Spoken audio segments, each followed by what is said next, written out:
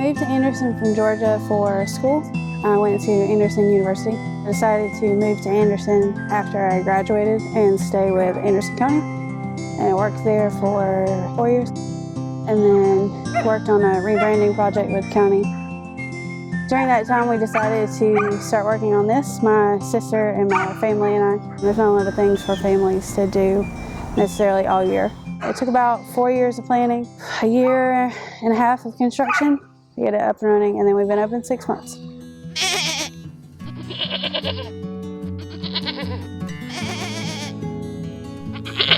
We thought that this would be a good opportunity to start something in Anderson.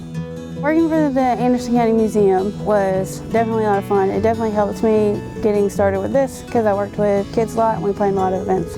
I did the marketing and graphic design for the museum, so that definitely gave me a unique perspective when doing this for events and things with the petting zoo. Right now, a third of our animals, I think we're at 57 that are rescues. So it wasn't our original intention to do rescues. Like one of our pigs, Truffles, she came to us because she got attacked by a dog. And she had to have surgery and then she had to have 30 staples. So there were some different medical issues for that. So we get rescues from a wide range of cases. We have a goat and a donkey that came to live with us because the owner had passed away. And they had about 25 goats and 9 donkeys originally. And they found somebody to take everybody but 2 of the really sick goats and 1 of the older donkeys. So we were able to take the 2 goats and the donkey, and we just found out she is blind. So she has some personal space issues when she is walking up to us. She runs into us sometimes and she runs into the fence. That's actually why we called the vet out to check on her, because she kept running into the fence. It really was going on. But her and the donkey are both 18. They were born together. So since she doesn't know she's by herself anyway, we let her stay with our donkey in our horse pasture. She's also twice the size of all of our other goats.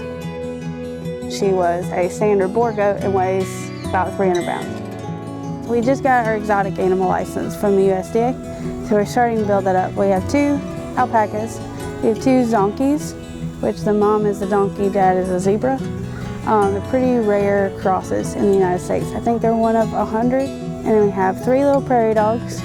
We have 2 Patagonian cavies. They're from Argentina. They are a rodent species. They kind of look like a rabbit crossed with a deer.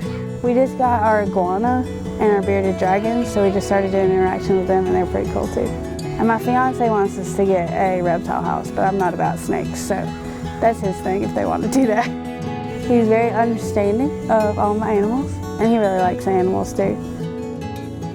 I grew up with animals. I guess it was kind of like a mini farm. I had all kinds of animals when I was younger. And then I used to ride horses competitively, but I still had mine. So the horses that I have, I've had for 14 years now, in their 20s. All the animals are very sassy. I've learned a lot about animals while doing this. The pigs are very loud. My neighbors have called me and asked if my children were okay because they sound like little kids screaming. They don't like the wind, so we moved them up here so they don't get the wind as much. Because if the wind blew, they all started screaming. We got some very dramatic little sheep. Scott is one of our dramatic little sheep. He's kind of a special rescue story. But we took him in at 3 days old. He got to live in the house with us because he was so little. And he had a hard time adjusting to outside life, and he's very dramatic. And then Lucky, our biggest horse, he's one of our older horses. He's 21.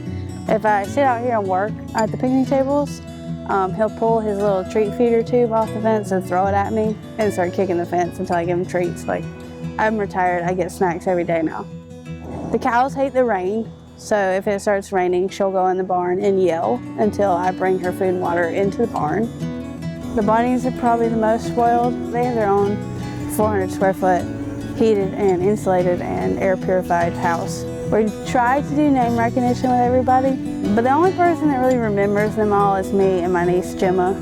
A rescue comes with a name, we keep their name. But other than that, Gemma pretty much names everybody.